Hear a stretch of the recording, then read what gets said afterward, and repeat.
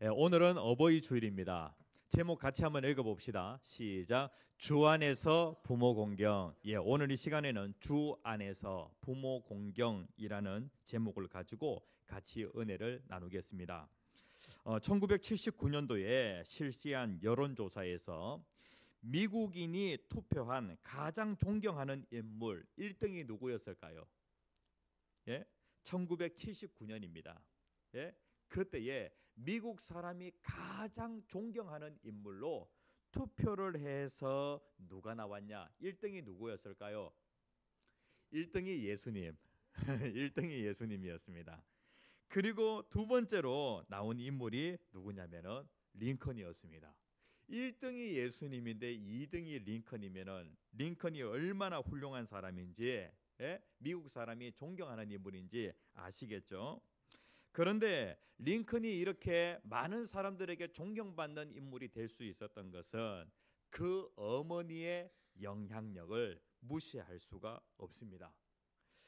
링컨의 어머니는요, 저기에 그 사진에 보니까 오른쪽에 있는 분은 누구냐면은 링컨의 아버지가 됩니다. 링컨의 아버지는 신앙이 별로 없는 분이었던 것 같아요. 특별히 링컨이 성경책을 읽거나 그 다음에 또 책을 읽는 것을 아버지가 아주 싫어했어요. 그리고 링컨이 장작을 패고 아버지의 그 일을 도와주기를 간절히 원했던 거예요. 뭐 저랑 비슷한 것 같습니다. 그런데 이 링컨의 어머니는요, 이 낸시라고 하는 어머니는 이 그 당시가 개척 시대였기 때문에 참 어머니가 고생도 많이 했어요. 그리고 링컨의 그 집은 아주 가난했기 때문에 가난과 싸우는 그러한 그 과정에서 어머니가 참 고생을 많이 했습니다. 그런데 그 링컨의 그 어머니 낸시가 항상 강조했던 것이 무엇이냐면은 성경이 말씀하는 것을 들으라. 그리고 책이 얘기하고 있는 것을 들어라라고 그렇게 얘기를 했다는 거예요. 그러니까 성경책 꼭 읽고 그 다음에 또 책을 읽어라라고 그렇게 어머니 낸시가 얘기를 했다는 거예요. 그러니까 어머니는 어떠하든지 그런 환경을 만들어 주려고 예를 많이 썼습니다. 그러다가 그 어머니가 링컨 9살 때에 세상을 떠나게 되어집니다. 예? 그리고 새 어머니 사라를 맞이하게 되어지는데 이 사라라고 하는 새 엄마가 아주 위대한 분이세요. 예? 특별히 아버지 토마스가 링컨이 장작 패는 일이나 그냥 평범한 농부의 길을 걷기를 원하고 있을 때에 그때 이 새 어머니 사라가 뭐라고 얘기하냐면은 나는 링컨의 엄마예요. 링컨을 낳아준 엄마 낸시처럼 키우고 싶어요. 낸시는 성경의 가르침과 책의 가르침을 통하여 아이를 양육했습니다. 저도 그렇게 아이를 성장시키고 싶어요. 협력해 주세요. 라고 그렇게 새엄마가 링컨의 아빠한테 얘기를 했다는 거예요. 그러니까 이 새엄마도 어떻게 아이를 양육하냐면은 링컨이 어렸을 때부터 성경을 읽고 그 다음에 또 책을 읽는 그런 그 아이로 잘 양육을 했다는 것이죠. 나중에 링컨이 이렇게 얘기를 합니다. 나의 잘된 것은 우리 어머니 덕입니다. 우리 어머니께서 나에게 주신 가장 위대한 유산은 성경의 가르침과 바로 책의 가르침이었습니다. 그렇게 얘기를 했다는 거예요. 그러니까 링컨은 어머니가 둘이에요. 낸시라고 하는 어머니, 그 다음에 또 사라라고 하는 새 어머니가 있는데 이 좋은 어머니에게서 좋은 영향을 받고 미국 사람들이 가장 존경하는 그러한 인물이 되었다는 것이죠. 여러분들은 부모님으로부터 어떤 영향을 받았습니까? 부모님으로부터 좋은 영향을 받는 그런 경우도 있고요. 그리고 또 부모님에게 나쁜 영향력, 예를 든다고 하면은 상처 이러한 것들도 나쁜 영향력이라고 할 수가 있겠죠. 제가 말씀을 준비하는 가운데 어제 아이들에게 이렇게 질문을 던졌어요. 얘들아, 너희들은 아빠에게 상처받은 경험이 있니? 라고 그렇게 물어보았습니다. 그러니까 이제 큰 아이들은요, 큰 애들은 상처받은 적이 있다고 그렇게 얘기를 합니다. 그런데 그 상처받은 그 경험과 관련하여서 어떤 한 사건을 얘기해 보라고 하니까 얘기를 잘 못하더라고요. 그런데 우리 아들이 얘기를 참 잘 하더라고요. 예? 어, 아빠, 저는요 뭐가 상처였냐면은 아빠가 제 생일을 잘 모르는 것이 저에게 상처였어요 라고 그렇게 얘기를 했습니다. 그러니까 이제 저는 성장 과정에서 생일이라고 하는 것은, 예? 그러니까 저는 어렸을 때 아버지 생일을 알려고 하지 않았습니다. 왜냐하면은 그 생일을 성도님들이 물어보면 절대로 가르쳐 주지 마라. 예? 그러니까 이번 주 금요일, 그러니까 다음 주 금요일 이런 형식으로 귀뜸을 해주시면은 그렇게 알고 있었지. 생일 그 날짜에 대해서는 그냥 알려고 하지도 않았어요. 이러한 그 성장 배경 속에서 살아가다 보니까 제가 생일을 잘 모르는 거예요. 그런데 우리 아들이 내 생일을 잘 모르는 것이 저에게 상처였어요 라고 그렇게 얘기를 하는 겁니다. 그러니까 제가 뭐라고 얘기하냐면 너 생일 2월 22일이잖아 라고 그렇게 얘기를 하니까 24일이라고 그렇게 얘기를 하는 겁니다. 그러면서 이제 한 명씩 생일을 다 얘기를 하는데 우리 셋째 딸은 달도 생각이 안 나는 거예요. 달도. 추수감사절에 태어났는데 추수감사절이 9월 달인지 아니면 10월 달인지 9월 달인지 10월 달인지 잘 모르겠다라고 하니까 11월 달이라고 얘기하더라고요. 예? 그리고 첫째 딸하고 둘째 딸은 달은 알겠는데 끝에 그 숫자가 서로 헷갈리는 거예요. 1일인지 3일인지 서로 헷갈리는 거예요. 예. 아내 생일도 제가 이걸 완벽하게 외우게 된 것이 불과 몇 년 전 얘기입니다. 이렇게 이제 하다 보니까 이것이 아이들에게 상처였다라고 그렇게 얘기를 하더라고요. 이것만 상처였을까라고 하는 그런 생각 속에서 아이들이 친구들 성장 그 과정에서 친구들을 집으로 초대해서 생일 파티도 하고 이런 것이 아주 하고 싶지 않았겠는가라고 하는 그런 생각을 했었어요.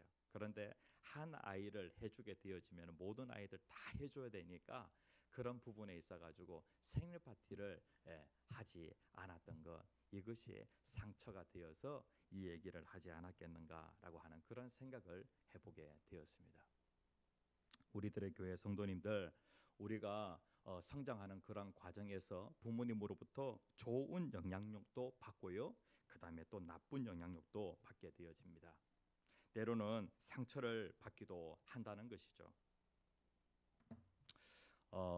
성경에 보면은 디모데후서 3장 1절에 이러한 말씀이 있어요. 우리는 말세를 살아가고 있습니다. 예수님 오시는 그날이 점점 가까이 오면 가까이 올수록 세상은 어떻게 되어지냐면은 타락하게 되어지는 거예요.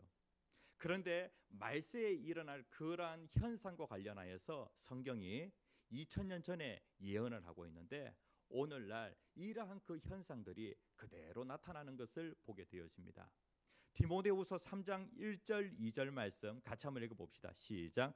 너는 이것을 알라. 말세에 고통하는 때가 이르러 사람들이 자기를 사랑하며 돈을 사랑하며 자랑하며 교만하며 비방하며 부모를 거역하며 감사하지 아니하며 거룩하지 아니하며, 말세의 그 현상과 관련하여서 말씀하고 있는데 여기에 무엇을 말씀하고 있냐면은 부모를 거역하며라고 그렇게 말씀을 하고 있어요. 오늘날 이 시대를 보게 되어질 때 부모를 거역하는 그러한 그 세대의 모습을 보게 되어집니다. 그런데 시대가 변하더라도 성경 말씀은 변하지 않고 우리에게 계속해서 동일하게 증거하는 그 부분이 있다는 거예요. 우리가 어버이 주일이 되어지면은 항상 이 본문에 있는 말씀을 읽습니다. 매번 어버이 주일마다 이 말씀을 전가하려고 하니까 너무나도 힘이 들어요. 그런데 이 말씀을 우리가 다시 말씀을 묵상하면서 우리 자신을 다시 한번 돌아보고, 예? 우리의 그 부모님을 다시 한번 공경하는 그러한 그 마음을 가지면 참 좋겠다. 그리고 특별히 부모된 자로서 자녀에게 상처 준 그러한 부분들이 있다고 하면은, 자녀를 노엽게 한 그러한 부분들이 있다고 하면은 이 시간을 통하여서 또 회개하고 하나님의 긍휼을 구하는 그러한 시간이 되어지기를 간절히 소원합니다. 예. 그렇다고 하면은 오늘 한 세 가지 정도로 같이 한번 살펴보고자 하는데요. 첫 번째, 왜 부모 공경해야 되는가?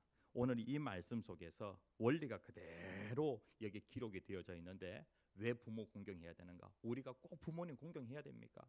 우리가 꼭 효도해야 됩니까? 이 부분과 관련하여서 오늘 뭐라고 말씀하고 있냐면은, 자녀들아, 주 안에서 너희 부모에게 순종하라. 이것이 어떻다고 말씀하고 있어요? 이것이 옳으니라 라고 그렇게 말씀을 하고 있어요. 우리가 왜 부모를 공경해야 되는가? 그리고 특별히 여러분들의 자녀들에게 무엇을 가르쳐야 되냐면은 효도를 가르쳐야 돼요. 그리고 그 자녀들이 어떠하든지 효도하는 그러한 자녀가 되도록 여러분들은 만들어야 한다는 거예요. 예? 왜 부모에게 효도해야 되는가? 이것이 옳은 것이기 때문에 그러하다는 거예요. 이 말씀은 어떠한 말씀이냐면은 이것이 자연의 이치이기 때문에 그러하다는 거예요. 예? 생활의 근본 원리가 되어지기 때문에, 예? 이 효도해야 한다는 것이죠. 새는요, 예? 새끼를 낳게 되어지면은 그 새끼에게 무엇을 가르치냐면은 나는 법을 가르치게 되어집니다. 예? 이것은 자연의 이치입니다. 새는 날아야 되는 거예요. 그리고 또 물고기는, 예? 새끼를 낳게 되어질 때에 그 새끼에게 물에서 헤엄치는 법을 가르치게 되어집니다.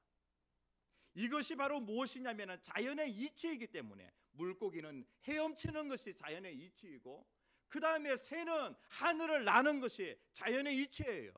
마찬가지로 이것이 옳으니라 라고 하는 이 말씀은 부모를 공경하는 것은 인간에게 있어서 이것은 자연의 이치이다라고 하는 그러한 말씀이에요. 하나님께서 창조를 하시고 천지 모든 만물을 창조하시고, 하나님께서는 창조의 원리에 따라서 그 모든 것들이 하나님이 만들어 놓으신 그 질서 가운데 그 모든 것들이 존재하도록 하나님이 그렇게 하셨어요. 예? 그러니까 이 사회가 존재되어지려고 하면은 어떻게 되어지냐면은 가장 중요한 것이 무엇이냐면은 부모와 자녀 간의 그 관계인데, 예? 부모는 자녀에게 무엇을 가르쳐야 되냐면은 효도를 가르쳐야 한다는 것이죠. 특별히 하나님께서 부모를, 예? 축복의 통로로서 하나님이 두셨어요. 부모와 자녀 간의 그 관계는 어떠한 관계냐면은 축복과 저주의 그 관계라고 할 수가 있겠어요. 하나님의 자녀에게 복을 주시는데 누구를 통해서 복을 주시냐면은 부모를 통해서 복을 주세요. 그래서 자녀가, 예? 하나님이 주시는 그 복을 받으려고 하면은 자녀는 어떠한 그러한 자녀가 되어야 되냐면은 효도할 줄 아는 그러한 자녀가 되어야 한다는 것이죠. 이것이 자연의 이치이기 때문에, 이것이 삶의 근본 원리이기 때문에 우리는 반드시 부모를 공경해야 하는 거예요. 그 다음에 이것이 자연의 법칙일 뿐만 아니라 자연의 이치일 뿐만 아니라 이것이 하나님의 계명이기 때문에 우리가 부모를 공경해야 하는 것이죠. 2절 말씀에 보면은요, 내 아버지와 어머니를 공경하라. 이것이 약속이 있는 뭐라고요? 첫 계명이니 라고 그렇게 말씀을 하고 있어요. 10계명을 보게 되어질 때에, 예? 1계명에서부터 4계명까지는 하나님에 대한 계명입니다. 하나님을 어떻게 섬겨야 될 것인가. 그 다음에 5계명부터 10계명까지는요 사람에게 대한 그러한 그 계명인데, 그런데 특별히 이 5계명 내 부모를 공경하라 라고 하는 이 말씀을 약속이 있는 첫 계명이라고 그렇게 오늘 성경이 말씀을 하고 있어요. 아니 10계명 가운데 이게 5계명인데 그런데 여기에 보면 첫 계명이라고 그렇게 말씀하고 있어요. 그러니까 인간 관계에 있어서 첫 번째 계명이 무엇이냐면은, 그러니까 그 뒤에 어떠한 계명이 있냐면은 살인하지 말라. 그 다음에 또 간음하지 말라, 도둑질하지 말라, 거짓말하지 말라, 이웃의 것을 탐내지 말라라고 하는 그러한 그 계명들이 있는데, 그러한 계명들보다 먼저 나오는 계명이 무엇이냐면은 부모를 공경하라라고 하는 그러한 계명의 말씀이에요. 그러니까 그만큼 중요하다는 것이죠. 그래서 약속이 있는 첫 번째 계명이기 때문에 하나님께서 내 부모를 공경하라라고 그렇게 우리가 부모를 공경해야 하는 거예요. 그런데 여기에 보면은 약속이 있는이라고 그렇게 말씀을 하고 있는데, 이 말씀은요, 약속이 딸려 있는 첫 번째 계명이라는 거예요. 살인하지 말라, 그것이 끝이에요. 그 다음에 또 간음하지 말라, 그것이 끝이에요. 그런데 부모를 공경하라라고 하는 이 말씀에 무엇이 딸려 있냐면은 하나님의 약속이 딸려 있다는 거예요. 우리가 부모를 공경하게 되어질 때에 우리는 자연스럽게 하나님의 축복을 받게 되어지는데, 어떠한 축복이냐면은 3절 말씀에 이로써 네가 잘되고 땅에서 장수하리라 라고 그렇게 말씀을 하고 있어요. 그러니까 어떠한 축복이냐면은 잘되는 복, 그 다음에 또 장수하게 되어지는 그러한 복을 무엇을 통해서? 부모 공경을 통해서 하나님이 주신다는 거예요. 그렇기 때문에 우리는 부모를 공경해야 하는 거예요. 그러면은 부모를 어떻게 공경해야 될 것인가? 성경에 보면은요, 하나님께서 하나님과 우리의 그런 그 관계를 하나님께서 무엇을 통하여 하나님과 우리의 그 관계를 설명을 하셨냐면은 부모와 자녀 간의 그런 그 관계를 통하여서 하나님 아버지와 하나님의 그 자녀의 그런 그 관계를 알 수 있도록 하나님께서 하셨어요. 그래서 우리가 아버지 어머니를 섬기잖아요. 그런데 그 속에서 우리는 자연스럽게 누구를 생각하게 되어지냐면은 하늘에 계신 우리 아버지를 생각하게 되어지는 거예요. 그리고 또 남편과 아내의 그런 그 관계, 이 땅에 눈에 보이는 결혼이라고 하는 그런 제도 속에서 남편과 아내가 있잖아요. 하나님이 이 제도를 주신 것은 무엇 때문이냐면은 예수 그리스도와 그 다음에 교회의 그 관계를 알도록 하기 위하여서, 그것을 암시하기 위하여서 하나님께서 결혼 제도를 주신 거예요. 그래서 예수님께서는 이 땅에 계실 때에 하나님을 향하여서 뭐라고 불렸냐면은 하늘에 계신 우리 아버지여라고 그렇게 예수님이 기도를 가르쳐 주시면서 예수님이 하나님을 향하여 뭐라고 불렀냐면은 하늘에 계신 아버지라고 그렇게 부르셨다는 거예요. 그리고 성경에 보면은요, 우리는 하나님의 소생이다. 그러니까 다시 얘기하면은 하나님은 아버지가 되시고 우리는 하나님의 자녀가 되어진다라고 하는 그런 말씀이 정말로 많아요. 그래서 하나님은 부모와 자녀 간의 그런 그 관계를 통하여서 그것이 자연스럽게 하나님과 하나님의 자녀의 그 관계로 발전하기를 원하셨던 거예요. 그러니까 우리가 하나님을 섬기는 것처럼 우리 부모님에게 정말로 잘해야 한다는 것이죠. 그러면은 어떻게 부모를 공경해야 하는가? 첫 번째 같이 한번 읽어봅시다. 시작. 예수님의 사랑으로 순종하라. 부모와 자녀 간의 그런 그 관계는 어떠한 관계냐면은 축복과 저주의 관계라고 할 수 있겠어요. 부모를 공경하는데 어떻게 공경해야 되는가? 오늘 성경 말씀은 주 안에서 내 부모에게 순종하라 라고 그렇게 1절에서 말씀을 하고 있어요. 주 안에서. 그러면은 주 안에서 부모에게 효도한다라고 하는 그 말이 무슨 말일까? 주 안에서. 5절 말씀에 보면은 특별히 직장 안에서 주인과 그 다음에 또 종이 있는데, 주인과 종의 그 관계는 어떠한 관계가 되어야 하는가? 특별히 종은 주인을 섬길 때에 어떻게 해야 되는가? 예수님께 하듯이 하면 된다라고 그렇게 말씀을 하고 있어요. 1절에는 부모를 섬길 때에 어떻게 섬겨야 되는가? 주 안에서 부모에게 순종하라. 그리고 5절에서는 주인을 섬기게 되어질 때 종은 그리스도에게 하듯 하라. 그러니까 우리들의 교회 성도님들, 여러분들이 부모님에게 순종할 때에 어떻게 순종하면 되냐면은 예수님께 하듯이 그렇게 부모님을 섬기면 되는 거예요. 그러니까 부모님을 섬길 때에 우리가 하나님을 섬기는 것처럼 그렇게 부모님을 섬기라라고 그렇게 말씀을 하고 있다는 것이죠. 에베소서 5장 25절 말씀에 보면은 남편과 아내의 그 관계에도 마찬가지로 같이 한번 읽어봅시다. 시작. 남편들아 아내 사랑하기를 그리스도께서 교회를 사랑하시고 그 교회를 위하여 자신을 주신같이 하라라고 그렇게 말씀을 하고 있어요.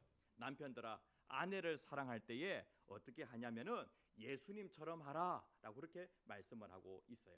그러니까 우리들의 교회 성도님들 부모에게 효도하게 되어질 때에 예수님에게 하는 것처럼 하나님에게 하는 것처럼 그렇게 하면 된다는 거예요. 그리고 또한 예수님께서 하나님 아버지에게 하는 것처럼 그렇게 하면 된다는 것이죠.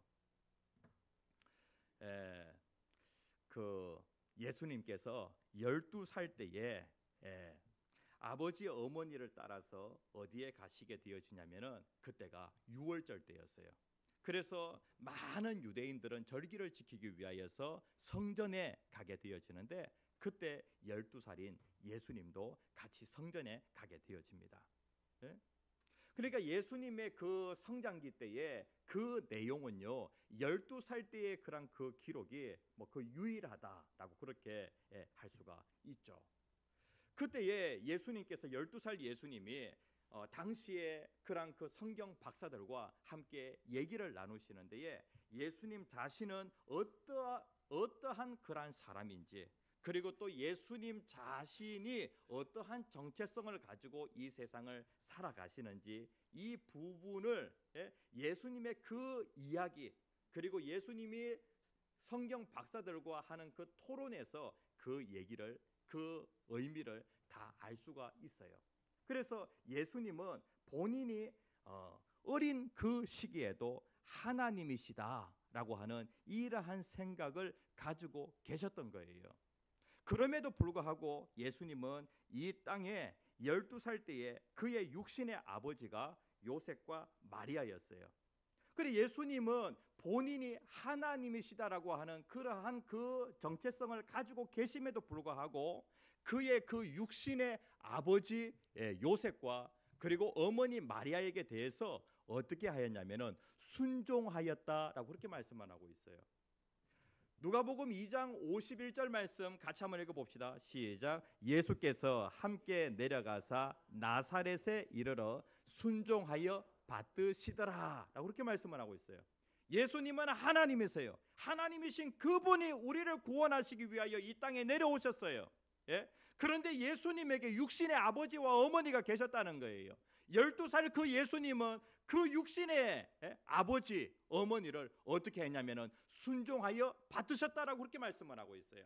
우리가 주 안에서 부모에게 순종한다라고 하는 이 말씀은 어떤 말씀이냐면은 우리가 부모를 섬길 때에 하나님을 섬기는 것처럼 그렇게 섬겨야 하는 동시에 또 예수님께서 하나님 아버지를 섬기신 것처럼 예수님께서 이 땅에 계시면서 육신의 그 부모님에게 순종으로 모범을 보여주셨던 것처럼 그렇게 우리가 부모를 섬겨야 한다는 것이죠.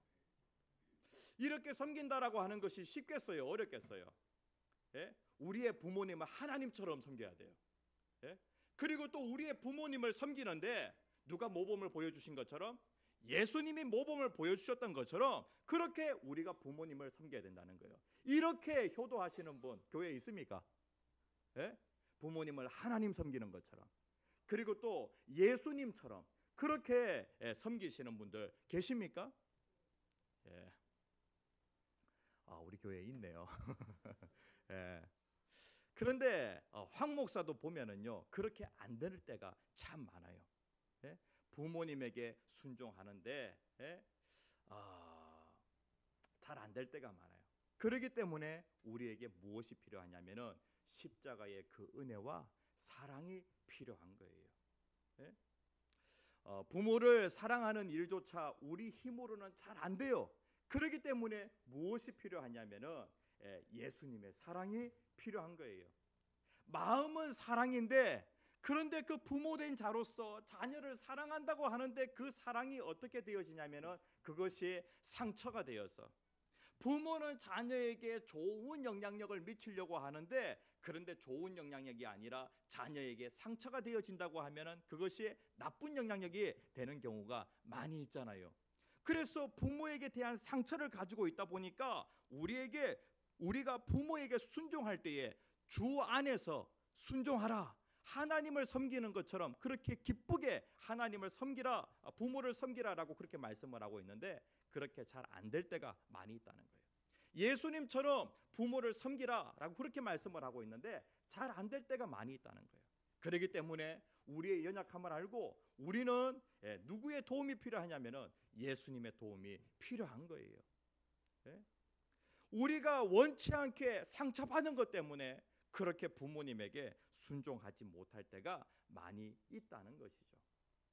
그러면은 그러한 그 부모님께 받은 그러한 상처, 이것을 계속해서 안고 간다고 하면은 부모에게 효도가 될까요, 안 될까요? 예? 정말로 마음의 기쁨으로, 정말로 알맹이가 있는 그러한 효도를 할 수 있을까요? 예? 상처를 가지고 있다고 하면은 잘 안 돼요. 그렇기 때문에 우리는 어떻게 해야 되냐면은 두 번째, 같이 한번 읽어봅시다. 시작. 예수님의 사랑으로 용서하라. 부모를 공경한다라고 할 때 이 공경이라고 하는 이 말은 무겁다, 그 다음에 또 존경하다라고 하는 그러한 뜻을 가지고 있어요. 그러니까 부모를 정말로 가치 있게, 부모를 갖다가 정말로 존경하는, 그것이 바로 무엇이냐면은 공경하는 거예요. 그런데 특별히 부모도 인간인지라 여러 가지 연약함들이 있죠. 여러 가지 허물들이 있죠. 부모도 실수할 때가 있어요. 그렇기 때문에 우리의 삶 가운데 부모가 상처를 줄 때가 많이 있다는 거예요.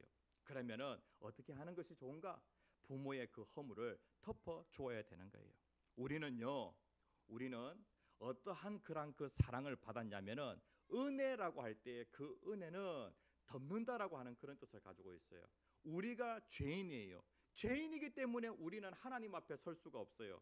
그런데 예수님의 그 십자가의 피로 우리의 죄를 쫙 덮어버리게 되어지면은 하나님께서 우리를 죄인으로 여기시지 아니하시고 오히려 의인으로 여기십니다. 그래서 우리가 하나님 앞에 설 수가 있는 것이죠. 예수님의 그 사랑 때문에, 십자가의 그 사랑 때문에 우리가 그 은혜를 입어서 하나님 앞에 설 수 있는 거예요. 부모도 우리에게 상처를 줍니다. 그런데 그 상처를 계속해서 내가 가지고 있으면 부모에게 우리가 효도할 수 없어요. 부모를 공경할 수 없어요. 그러면 이것을 정리해야 되잖아요. 여기에 무엇이 필요하냐면 예수님의 사랑, 예수님의 그 십자가의 사랑이 필요한 거예요. 부모에게 받은 그 상처 위에 무엇이 쫙 덮여져야 되냐면은 보혈이 덮여져야 된다고요. 예수님의 그 십자가의 그 피가 거기에 싹 덮여져야 돼요. 이러면서 우리가 어떻게 해야 되냐면은 부모에게 받은 그 상처에 대해서 부모에게 용서할 수 있어야 하는 거예요.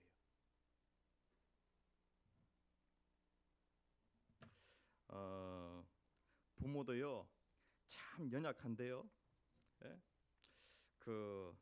이런 그 이야기가 있더라고요.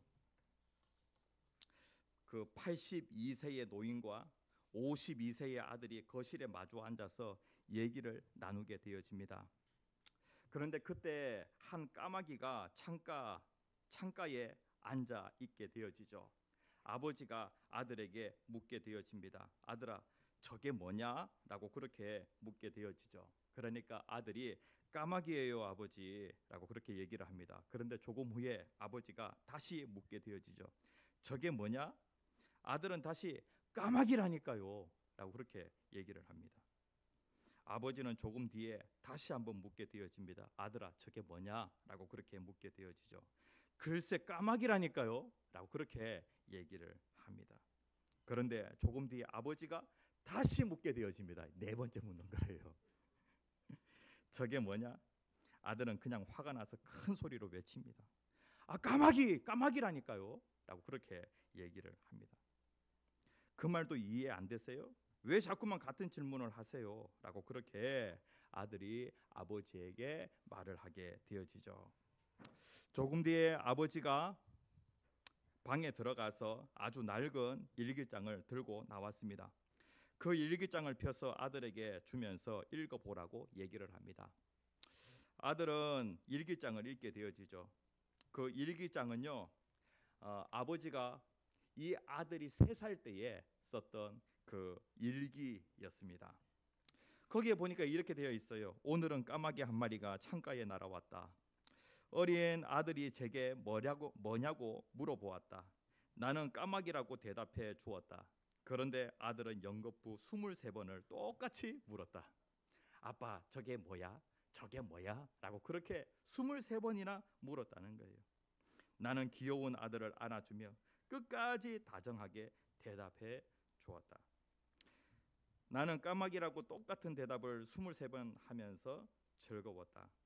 아들이 새로운 것에 호기심을 가지는 것에 감사했고 아들에게 사랑을 준다는 게 즐거웠다. 그러니까 이제 아버지의 마음은 이런 마음이에요. 항상 자녀에게 좋은 영향력을 주기를 원하고 항상 좋은 것 주기를 원하는 그런 그 마음을 가지고 있어요. 그런데 이러한 마음을 가지고 있는 아버지지만은 때로는 이것이 자녀에게 전달되어질 때에 이것이 사랑으로 전달되어지지 않고 상처로 전달되어지는 경우가 많이 있어요. 그렇죠? 예. 그런데 아버지의 그 중심에는 무엇이 있냐면은 항상 자식을 향한 그 사랑이 있다는 거예요. 그런데 그게 전달되면서 뭘로 전달되냐면은 자식의 상처로 그것을 받는다는 것이죠.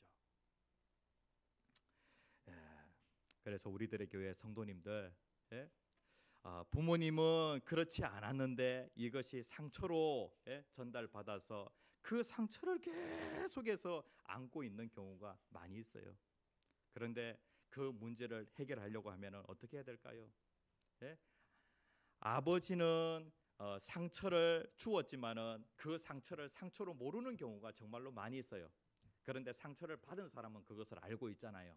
그래서 상처를 받은 아들이 아버지의 허물을 덮어주면서 아버지를 용서해 줄 수 있어야 하는 거예요. 이렇게 되어질 때에 어떻게 되어지냐면은요, 부모에게 진정으로 하나님을 섬기는 것처럼 효도할 수 있고, 그리고 예수님께서 하나님 아버지께 효도하신 것처럼 그렇게 효도할 수가 있어요.